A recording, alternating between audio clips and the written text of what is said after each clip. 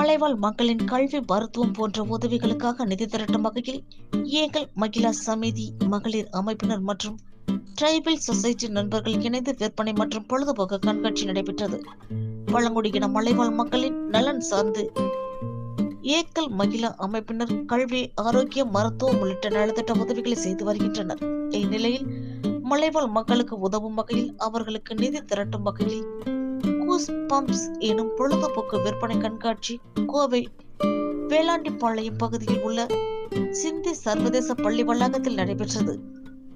ஒரு நாள் கண்காட்சியாக நடைபெற்ற இதில் குழந்தைகளுக்கான பல்வேறு விளையாட்டு அரங்குகள், உணவு அரங்குகள், பெண்கள் மற்றும் குழந்தைகளுக்கு ஆடை அணிகலன்கள் என 50க்கும் மேற்பட்ட ஸ்டால்கள் அமைக்கப்பட்டிருந்தன.